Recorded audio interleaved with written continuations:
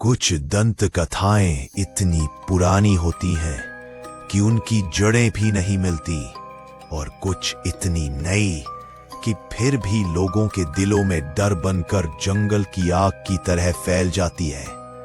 आज की रात मैं आपको सुनाने जा रहा हूं जापान की सबसे रहस्यमयी और डरावनी औरत की कहानी, हचिशाकुसामा, जिसे लोग 8 फीट लंबी औरत कहते हैं। उसका श्राप शुरू होता है एक आवाज से, एक अजीब मशीन जैसी हंसी से, पो पो पो। अगर आपने कभी यह आवाज सुनी तो भगवान से दुआ कीजिए कि वो आपके लिए न हो। कहानी तब शुरू होती है जब मैं एक गर्मियों में अपने दादा दादी के घर गया था। उनका लकड़ी का घर देहात में चुपचाप खड़ा था। चारों ओर अंतहीन चावल के खेत और ऊंचे देवदार के पेड़ों की कतारें थीं। हवा सिकाड़ा की आवाज से गूंज रही थी। रातों में नम मिट्टी की खुशबू आ रही थी। वहां शांति का एहसास था, लगभग बहुत ज्यादा शांति। लेकिन पुरानी जगहों में पुराने राज छिपे होते हैं, और उस गर्मी में एक राज मुझे मिल गया। एक दोपहर बगीचे में घूमते हुए मैंने इसे सुना। हवा में एक खोखली आवाज फैल रही थी, पो पो पो। पहले तो ये धीमी थी, मानो दूर से कोई टूटा हुआ स्पीकर गूंज रहा हो। मैंने अपना सिर घुमाया और ठिठक गया। मैदान के उस पार ऊंची घास के पीछे एक औरत खड़ी थी। उसकी पोशाक सफेद लहराती हुई थी और उसका सिर चौड़ी किनारी वाली टोपी के नीचे छिपा हुआ था। पहले तो मुझे लगा कि वह बस लंबी है, लेकिन फिर मुझे एहसास हुआ वह बहुत ज्यादा लंबी थी, कम से कम 8 फीट। बाढ़ से ऊंची उसका सिर एक पेड़ की शाखाओं से टकरा रहा था। उसका चेहरा पीला पड़ गया था, उसकी टोपी की छाया में धुंधला, और हालांकि मैं दूर था, मुझे लगा कि उसकी आंखें मुझे घूर रही हैं। मेरे पैर कांपने लगे, मेरा गला सूख गया। अचानक मेरे दादाजी घर से बाहर निकल आए। उनका चेहरा सफेद पड़ गया। बिना एक शब्द कहे उन्होंने मुझे पकड़ लिया, अंदर खींच लिया और दरवाजा बंद कर लिया। पुराने रोटरी फोन पर डायल करते हुए उनके हाथ कांप रहे थे। वह पहली बार था जब मैंने उसका नाम सुना। डरते हुए फुसफुसाया, हचिशाकुसामा। उस रात सच्चाई सामने आ गई। मेरे दादा दादी ने मुझे बिठाया। मेरी दादी की आवाज कांप रही थी जब उन्होंने समझाया, हचिशाकुसामा या 8 फुट लंबी कोई साधारण भूत नहीं थी। वह एक योकाई है, एक आत्मा जो गांव में भटकती है। वह सफेद कपड़े पहने एक लंबी महिला के रूप में दिखाई देती है।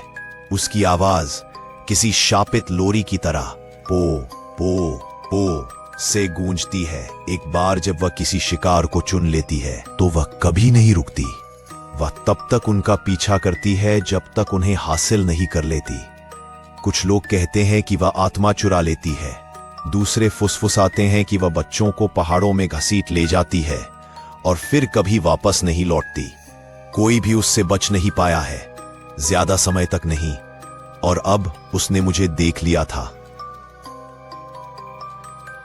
उसी रात मेरे दादाजी ने मंदिर के पुजारी से संपर्क किया। कुछ घंटों बाद एक आदमी ताबीज और छोटी बुद्ध प्रतिमाएं लेकर आया। उसने मेरी जांच की और धीरे से प्राचीन प्रार्थनाएं बुदबुदाई। फिर उसने सख्त निर्देश दिए, मुझे रात भर एक कमरे में बंद कर दिया जाए, खिड़कियां सील कर दी जाए, हर दीवार पर ताबीज लगा दिए जाए, हर कोने में नमक बिखेर दिया जाए। सूर्योदय तक मुझे बाहर जाने की मनाही थी, चाहे मैं कुछ भी सुनूं, चाहे मैं कुछ भी देखूं। और इस तरह इंतजार शुरू हुआ। कमरे में मेरी धड़कन के अलावा सन्नाटा था। घंटे धीरे धीरे बीत रहे थे।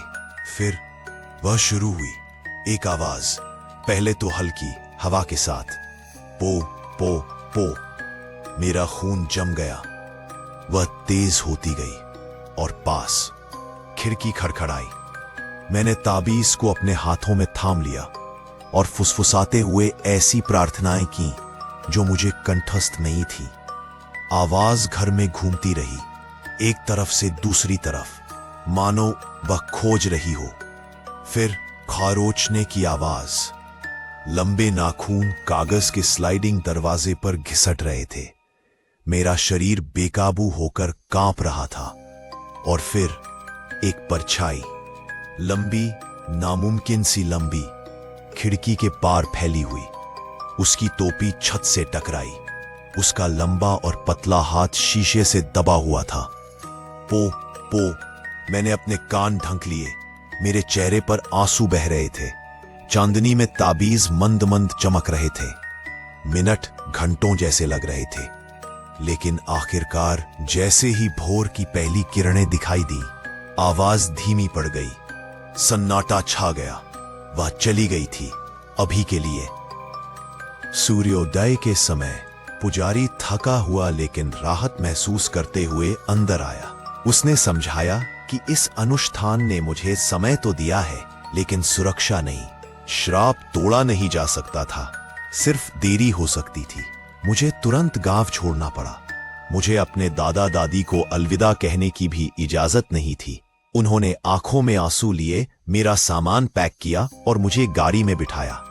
जैसे जैसे हम दूर जा रहे थे, घर दूर से छोटा होता जा रहा था। मुझे उन्हें पीछे छोड़कर अपराध बोध हो रहा था, लेकिन अंदर ही अंदर मुझे पता था कि उन्होंने पहले भी ऐसा किया था। दूसरों ने उसे देखा था और कभी वापस नहीं लौटे। गांव की सड़क से निकलते हुए मैंने आखिरी बार पिछली खिड़की से बाहर देखा। तभी मैंने उसे देखा, चावल के खेतों के बीच, पेड़ों से आधी छिपी हुई। चौड़ी टोपी झुकी हुई थी, सफेद पोशाक हवा में लहरा रही थी। दूर से भी मुझे पता था वो मुझे जाते हुए देख रही थी। हवा में उसकी आवाज धीमी सी गूंज रही थी, पो पो। मैं अपने दादा दादी के घर फिर कभी नहीं गया, क्योंकि एक बार हत्शाकुसामा आपको देख ले तो आप कभी पूरी तरह से बच नहीं पाते। आज तक मैं उस दिन को नहीं भूल पाया। लोग कहते हैं अगर किसी गांव में उसकी झलक मिल जाए तो वहां मौत और डर के सिवा कुछ नहीं बचता। वो है हत्शाकुसामा, 8 फीट लंबी औरत, और उसका श्राप अब भी जिंदा है। वो